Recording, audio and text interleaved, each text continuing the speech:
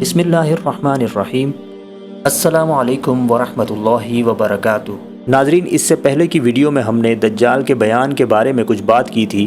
آج کی اس ویڈیو میں فتنہ دجال کے بارے میں ہم کچھ بات کریں گے احادیث کی روشنی میں۔ ناظرین، فتنہ دجال کی ہولناکی کا اندازہ اس بات سے لگایا جا سکتا ہے کہ خود نبی کریم صلی اللہ علیہ وآلہ وسلم اس فتنے سے پناہ مانگتے تھے، اور جب نبی کریم صلی اللہ علیہ وآلہ وسلم صحابہ کے سامنے اس فتنے کا تذکرہ فرماتے تو صحابہ رضی اللہ تعالیٰ عنہ کے چہروں پر خوف کے اثرات نمودار ہو جایا کرتے تھے۔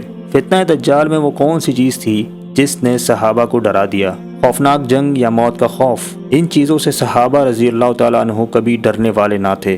صحابہ جس چیز سے ڈرے وہ دجال کا فریب اور دھوکہ تھا کہ وہ وقت اتنا خطرناک ہوگا کہ صورتحال سمجھ میں نہیں آئے گی، گمراہ کرنے والے قائدین کی بہتات ہوگی، پھر پروپیگنڈے کا یہ عالم ہوگا کہ لمحوں میں سچ کو جھوٹ اور جھوٹ کو سچ بنا کر دنیا کے کونے کونے میں پہنچا دیا جائے گا۔ انسانیت کے دشمنوں کو نجات دھندہ اور نجات دھندہ کو دہشت گرد ثابت کیا جائے گا۔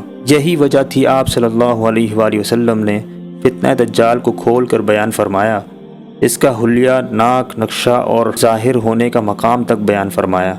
لیکن کیا کیا جائے، امت کی اس غفلت کو عوام تو عوام، خواص نے بھی اس فتنے کا تذکرہ بالکل ہی چھوڑ دیا ہے۔ حالانکہ آپ صلی اللہ علیہ وآلہ وسلم نے بار بار یہ کہہ کر بیان فرمایا کہ بار بار تم سے اس لیے بیان کرتا ہوں کہ تم اس کو بھول نہ جاؤ، اس کو سمجھو، اس میں غور کرو اور اس کو دوسروں تک پہنچاؤ۔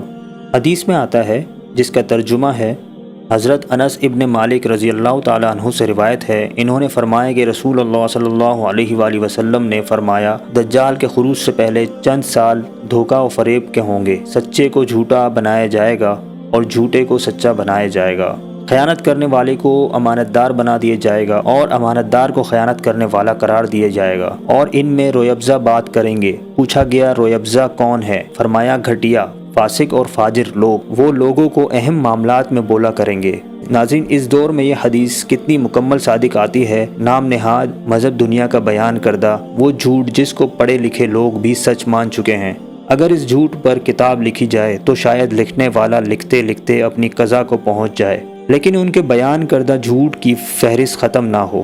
اور کتنے ہی سچ ایسے ہیں جن کے اوپر مغرب کی انصاف پسند میڈیا نے اپنی لفاظی اور فریب کی اتنی تہ جما دی ہے کہ عام انداز میں ساری عمر بھی کوئی اس کو صاف کرنا چاہے تو صاف نہیں کر سکتا۔ ناظرین، مذکورہ حدیث میں خداتا کا لفظ ہے، اس کے معنی کم بارش کے بھی ہیں، چنانچہ شرح ابن ماجہ میں اس کی تشریح یوں کی ہے، ان سالوں میں بارشیں بہت ہوں گی لیکن پیداوار کم ہوں گی، تو یہی ان سالوں میں دھوکہ ہے۔ اگر آپ کو ہماری یہ ویڈیو پسند آئی تو اس کو شیئر کرنا نہ بھولیے گا اور کمنٹ باکس میں اپنی رائے کا اظہار ضرور کریں۔